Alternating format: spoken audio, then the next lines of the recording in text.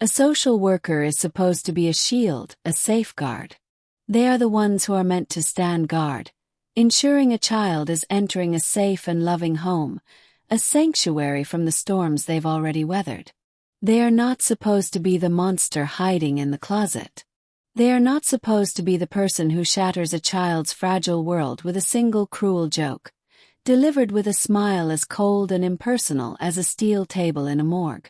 But that's exactly what happened to us. That's what she did to my daughter. And when I refused to let it go, when I dragged her into a courtroom to answer for what she'd done, I found out it wasn't a joke at all. It was a declaration of war. This is the story of how a judge had to step in and save my daughter from the very person paid to protect her, the person who should have been her guardian and instead became her persecutor. Our story didn't start with a monster, though. It started with a soul-deep hope, the kind that fills every corner of a house and a heart. For 3 years, our home had been filled with a quiet, joyful mess that only a child can bring, a symphony of scattered toys, cookie crumbs, and laughter that echoed through the halls. That child was Lily. She came to me when she was just 4, a tiny, fragile thing with eyes that held a past I was still gently trying to coax into the light. Those first few months were a delicate dance of trust and patience. I would spend hours just sitting on her bedroom floor while she played with her dolls, not saying a word, just being present, letting my presence be a security blanket. I wanted her to know, in her own time, that I wasn't going anywhere. Little by little, I learned the secret language of her soul. I learned that she loved the color yellow because it was happy, and that she insisted on having a small plastic sunflower on her bedside table. I learned that she believed with all her heart that the squirrels in the big oak tree outside her window held very important meetings every morning, and we would invent elaborate minutes for their nut-based discussions. And I learned, most importantly of all, that she felt safest nestled under my arm, her head on my chest, listening to me read stories about brave princesses who saved themselves and goofy dragons who preferred tea to damsels in distress. Slowly, almost imperceptibly, the shadows in her eyes began to recede. They were replaced by a little spark of mischief, a light that was pure Lily. We built a life, a real one, woven from the threads of routine and love. We had our sacred rituals. Pancake Saturdays, where she insisted on adding chocolate chips to make smiley faces, trips to the library where she'd stack books so high she could barely see over them, wobbling proudly to the checkout desk, and movie nights buried in a mountain of blankets and pillows, a giant bowl of popcorn between us. She was my daughter in every way that mattered. The paperwork, the court dates, the home visits, they were just bureaucratic hoops we had to jump through to make the outside world see what our hearts already knew to be an absolute truth. The adoption process was a marathon of endurance, a maze of paperwork, background checks, and endless evaluations. But we were on the final stretch, just months away from the day a judge would bang a gavel and make what was already real, official. Our previous social worker, Mrs. Peterson, had been a guardian angel. She was warm and kind, and her eyes saw past the surface-level clutter and straight into the love that filled our home. "You're a natural, Anna," she told me on her last visit, a genuine smile on her face. "That little girl just adores you." Her retirement, while well-deserved, brought a cloud of uncertainty. For the final 2 check-ins, we were assigned someone new. Her name was Eleanor Albright. The first time Eleanor visited, the entire atmosphere of our home changed. The air grew thinner, colder. Where Mrs. Peterson had been warmth, Eleanor was ice. She had a stiff, polished look.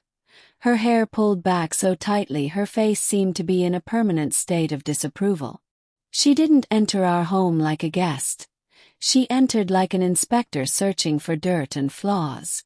I watched her run a finger along a bookshelf, her eyes lingering on the vibrant, cheerful drawings by Lily that were held up by magnets on the fridge. "A bit cluttered, don't you think?" she said, her voice thin and sharp like a shard of glass. I forced a smile, feeling my body tense. We call it lived in. Lily's a rather prolific artist. Eleanor didn't smile back. Her gaze moved to Lily, who had hidden behind my legs, clutching the fabric of my pants. "Hello, Lily," she said, her voice devoid of the softness one uses for a shy child. "I'm Mrs. Albright. I'll be overseeing your case." Lily just burrowed deeper, her small body trembling slightly. For the next hour, Eleanor's questions felt less like inquiries and more like veiled accusations. She pried into my finances, my friends, my support system, all with an edge that made it clear she was looking for a problem, a crack in the facade she could exploit. She clumsily and callously asked Lily direct questions about her birth family, a topic we were navigating with extreme care with the help of a wonderful therapist. When she finally left, closing the door with a definitive click, I had to hold Lily for a long time, rocking her and telling her everything was okay, even as a knot of dread tightened in my own stomach. I tried to tell myself I was overreacting, that it was just the stress of the final stretch. But I couldn't shake the chilling feeling that she wasn't looking at a flourishing family. She was looking for a reason to tear it apart. A month later, it was time for the final visit before the court hearing. This was it. The last hurdle. The finish line was in sight. I'd spent the morning baking Lily's favorite lemon cupcakes, filling the house with their sweet, citrusy scent, hoping it could somehow ward off the chill Eleanor brought with her. When the doorbell rang, the sound felt unnaturally loud. I took a deep breath, kneeling in front of Lily. "It's going to be okay," I whispered, brushing a strand of hair from her face. "One more hour, and then we're done with this forever." Eleanor swept in with the same icy formality, her gaze scanning the room. She did her quick inspection, her pen scratching furiously on her clipboard. Finally, she sat in the armchair opposite us, not as a guest, but like a queen taking her throne, looking down on us. "So," she began, her eyes locked on Lily, ignoring me completely. "The finalization is next week. Are you excited, Lily? You'll get a new last name and everything." Lily nodded, her voice a shy whisper. "Yes." Eleanor's lips twisted into something that wasn't quite a smile. It was unsettling, predatory.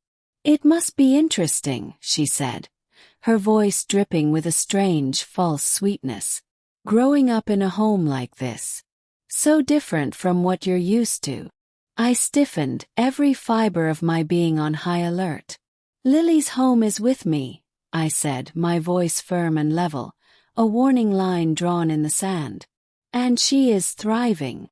Eleanor ignored me as if I hadn't spoken. Her gaze was fixed on my daughter. My beautiful, bright, black daughter. And me, her very white mother. The racial difference was never an issue for us. It was just a fact of our family, like our eye color or our height. We celebrated it. Our home was filled with books featuring characters who looked like her. Her favorite doll had her skin and her hair, and our friends were a rainbow of backgrounds. I was working diligently to ensure she was always connected to and proud of her culture. But in Eleanor's eyes, it seemed to be a problem. Defect. And then she said it. She leaned forward, a strange, malicious glint in her eyes. "I have a little joke for you, Lily," she said, her voice dropping to a conspiratorial tone. "What do you call a cookie that's been in the sun too long?" Lily looked at me, her brow furrowed in confusion. I had no idea where this was going, but every nerve in my body was on fire, screaming danger. Eleanor didn't wait for an answer. She let out a short, dry chuckle, a sound void of humor. "A brownie that forgot where it came from." The words hung in the air, thick, heavy, and poisonous. Took a second for my brain to process the absolute cruelty. It wasn't a joke. It was a weapon disguised as a pun. An ugly, racist barb, aimed directly at my 7-year-old girl, a black child in a white home. It was her twisted way of saying, "You don't belong here. You're turning into something you shouldn't be." I watched my daughter's face. I watched as her bright little smile faltered and crumbled. I watched as her big brown eyes filled with confusion, and then a pain so deep and sharp it stole my breath. She looked down at her own hands, at the beautiful brown skin of her arms, as if seeing it for the first time as something wrong. Then she looked up at me, at my pale skin, and her face just fell apart into a mask of betrayal and hurt. A wave of fury, so hot and pure and primal it almost blinded me, surged through me. In one swift motion, I scooped Lily up and onto my lap, turning her body away from that woman, shielding her with my own. "Get out," I said, my voice shaking with a rage I could barely contain. Eleanor had the audacity to look surprised, offended even. "I beg your pardon. It was just a joke." "It was racist and it was cruel," I snarled, my voice low and dangerous. "You said it to a child. To my daughter. This visit is over. Get out of my house. Now." She rose, gathering her things with an air of wounded pride and offended dignity. "I'll be sure to note your hostility in my report," she said, her voice now laced with venom. "It's clear you have some anger issues, which may be a concern for the court." The threat was clear as day, hanging in the air between us. "Cross me, and I'll make you lose her." I didn't even reply. I just stood there, holding my crying daughter, and watched the door click shut behind her. The silence she left behind was deafening. The sweet smell of the lemon cupcakes suddenly made me feel sick. I held Lily, rocking her, whispering, "It's okay, baby, it's okay." She was a mean, wrong lady.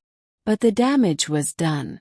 A stranger, someone in a position of power, had planted a seed of poison in my daughter's pure heart. That night, for the first time in over a year, Lily had a nightmare that left her screaming and sobbing. And I knew, with a terrible certainty, that this was far from over. The next morning I was on the phone before the agency office even opened, leaving one urgent message and then another. Finally that afternoon I got through to Eleanor's supervisor, a man named Mr. Henderson. His voice from the outset was already on the defensive, coated in a layer of bureaucratic boredom. I told him exactly what happened, kept my voice calm, factual. I recited his employee's joke verbatim. I described the look on my daughter's face, the way she had crumbled. I finished, my voice gaining strength. This woman should not be working with children, let alone vulnerable children. I want her removed from my daughter's case immediately. And I want a formal investigation opened into her conduct. There was a long, heavy pause on the other end of the line. "Well, Ms. Miller," he said finally, his tone dripping with condescension, "I have Eleanor's report from yesterday's visit right here. And her account is quite different." "I'm sure it is," I said, my grip on the phone tightening. "She notes that you became overtly hostile and aggressive. She claims she was attempting to build rapport with a child using age-appropriate humor, and you misinterpreted it. She believes your reaction raises serious concerns about your emotional stability and fitness as an adoptive parent." I was stunned. It was a 1-2 punch of cruelty and manipulation.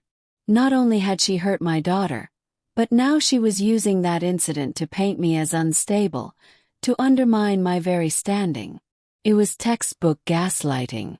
"Mr. Henderson," I said, fighting to keep my voice steady. "She told my 7-year-old black daughter a joke about a brownie who forgot where it came from. There is no misinterpreting that. It is explicitly racist and psychologically damaging." "Now that's a very serious accusation," he said, and the dismissal in his voice was loud and clear. Eleanor is one of our most experienced and respected social workers. To me, it sounds like there was a significant misunderstanding, perhaps exacerbated by stress on your part. He was defending her. He was closing ranks. He was telling me in no uncertain terms that my daughter's pain didn't matter, that my perspective was irrelevant. I want to file a formal written complaint, I insisted, refusing to be silenced. You can do that, he said smoothly, his voice now dangerously friendly. But I must advise you with a finalization hearing next week. Starting a conflict with a case social worker might cause the judge to postpone things. The court values stability and doesn't look kindly on last-minute conflicts. It was the same threat Eleanor had made, just polished with bureaucratic jargon by her boss. Make waves and you'll regret it. Shut up and you might get what you want. They were using my love for my daughter, my fear of losing her, as a weapon to coerce me into silence. I hung up the phone, my body trembling with a mixture of rage and helplessness. That week was one of the longest, darkest of my life. Lily was different. Her light had dimmed. She was quiet, withdrawn, as if a part of her had gone into hiding. One night during her bath, a time usually filled with splashing and giggles, she looked at her wet arm and asked me in a very small voice, "Mommy, is my color a bad color?" That question hit me like a physical blow, knocking the wind out of me. In that moment words failed. I got into the tub, clothes and all, and just held her against me, the warm water soaking through my pants. "No, my love, no," I sobbed into her hair, my tears mixing with the bathwater. "Your color is beautiful. Your skin is beautiful. You are beautiful. That woman was wrong, so wrong, and I am so sorry." It was in that moment, holding my heartbroken child, that my helplessness crystallized into a cold, hard resolve. They thought they could scare me into silence. They thought I would trade my daughter's dignity for an easy court hearing. They had no idea who they were dealing with. I could not let Eleanor Albright have any power over our future, not for one more second. I had to fight not just for the adoption but for Lily's soul. The agency was a brick wall. My calls went unreturned. My written complaint went unacknowledged. So I had to find a way around them. My first call was to a family law attorney, Sarah, whose name I got from an adoptive parent support group. She was kind, listened to the whole story with a growing anger in her eyes, but she was brutally honest. "Honestly, Anna," she said, "it's your word against a veteran social worker and her entire agency. A judge without concrete proof will likely side with them. They'll paint this as a stressed, oversensitive adoptive mother. But what she said is the proof," I argued, feeling frustration welling up. "To you and me, yes," Sarah said gently. "But in court, they'll say it was a misunderstanding, that she had no ill intent. We need something more. We need to show a pattern of prejudice, or ideally, prove she had a motive. We need to know why she would do this." Why? Hadn't felt random. It had felt personal. This was more than just a casual racist comment. It felt like a vendetta. That's when I did something that felt crazy, something out of a movie. I hired a private investigator. His name was Frank, a retired cop with tired eyes that looked like they'd seen it all, and a no-nonsense air. "This stinks," he said after I told him the story in his dusty office. "The agency closing ranks. They're hiding something. Or she is." He looked at me over his glasses. "I need everything you have on Lily's background. The non-identifying info. Anything." I handed him the thin file the agency had given me years before. It wasn't much. Lily's birth mother, named only as Amelia, was 19 when she had her and was from a rural county 3 states away. That was about it. Adoption records are sealed tight as a drum, Frank warned. Getting into them is legally next to impossible. I don't need you to do anything illegal, I said, my voice firm. I just need to know why Eleanor Albright would hate my daughter on sight. For 3 agonizing days there was nothing. I was a wreck, jumping at every phone ring, barely eating or sleeping. The court date was looming like a speeding train. Then one night Frank called. I think I got something, he said, a little thread of excitement in his gruff voice. It's a long shot, but it's one hell of a coincidence. He explained that he didn't try to breach the sealed records. Instead, he started with Eleanor Albright. He ran a deep background check on her family, looking for any connection, no matter how small. Albright is her married name, Frank said. Her maiden name is Gable. Eleanor Gable. The name meant nothing to me. I ran that name through public records in the county where Lily's birth mother was from, he continued. And what do you know? Found a family. The Gables. Been in that county for generations. My heart started to pound, a drum in my chest. And I found a birth announcement in a local paper from 26 years ago, Frank said. For a baby girl named Amelia Gable. The article mentions her proud parents and her older sister, a girl named Eleanor. The phone felt slick in my hand. Eleanor Gable. Amelia Gable. Lily's birth mother. She's her aunt, I whispered, the words coming out on a puff of air. Looks like it, Frank confirmed. From what I can piece together, Amelia, Lily's mom, was the black sheep. Got pregnant by a black man and was cut off by her very proud, very religious, and very white family. Giving that baby up for adoption to a stranger would have been the ultimate scandal in their world. It all clicked into place with a sickening, dizzying clarity. The coldness, the hostility, the way she looked at Lily, not like a child, but like a problem. And the cruel joke about a brownie who forgot where it came from. It wasn't random racism. It was a targeted, personal attack. In Eleanor's twisted mind, I had stolen her niece, her blood, and was raising her in a way that erased the Gable family. She wasn't trying to protect Lily. She was punishing her for her very existence. It was a monstrous, unforgivable conflict of interest. She was using her power as a social worker to carry out a personal family vendetta. Frank, I said, my voice shaking with a whole new kind of rage, cold and sharp. You just won our case. Walking into the courtroom felt like entering an arena. I sat beside my lawyer, Sarah, my heart hammering against my ribs. Across the aisle I saw them.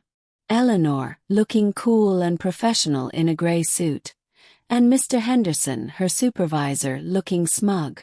They thought they had this in the bag. They thought I was just some hysterical woman they could easily discredit. The hearing started with dull formalities. Then Eleanor was called to the stand. After a few basic questions from the agency's lawyer, it was Sarah's turn. She started softly, her voice calm and respectful. Mrs. Albright, you've been a social worker for 15 years. Yes, Eleanor said confidently. And you've always adhered to the highest ethical standards, which would include, for instance, disclosing any personal conflicts of interest with a case. A flicker of panic crossed Eleanor's face, so fast you could almost miss it. Of course. I have never had such a conflict. Never, Sarah pressed. Let's talk about your final visit to Ms. Miller's home. You told a joke, correct? Eleanor's face hardened. I made a light-hearted comment. Ms. Miller overreacted. Let me refresh your memory, Sarah said, her voice turning to steel. You asked a 7-year-old black child, what do you call a cookie that's been in the sun too long? And then said, a brownie that forgot where it came from. Is that correct? The The courtroom went deathly silent. It was a poor choice of words, Eleanor stammered, her confidence crumbling. A misunderstanding. Sarah's voice rose. Or was it a message? A message for your niece. Objection. The agency's lawyer shouted, getting to his feet. Your Honor, Sarah said, turning to the judge. This is the entire case. Mrs. Albright is not a neutral party. She is Lily's biological aunt. The judge, who had been looking bored and half asleep, sat bolt upright in his chair. He leaned forward, his eyes locked on Eleanor. Is this true, Mrs. Albright? He demanded. She was cornered. Her face went pale. I am distantly related. It has no bearing on my professional judgment.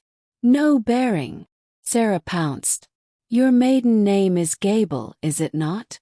And Lily's birth mother is Amelia Gable, your sister. Estranged from your family for having a biracial child. Is that also correct?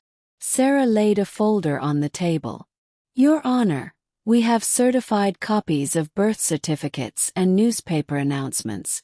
She knew exactly who this child was when she was assigned this case, and she said nothing. She used her position to bully Ms. Miller and psychologically harm a vulnerable child because of a family grudge. The judge stared at Eleanor, his face a mask of cold fury. He looked from the papers to the trembling woman on the stand. Then he looked at me. Mrs. Albright, the judge said, his voice dangerously low.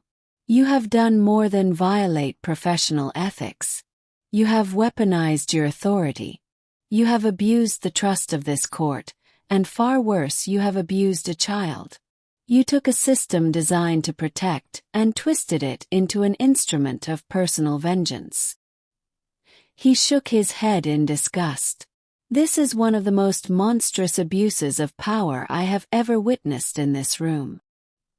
He turned to me, his expression softening for the first time.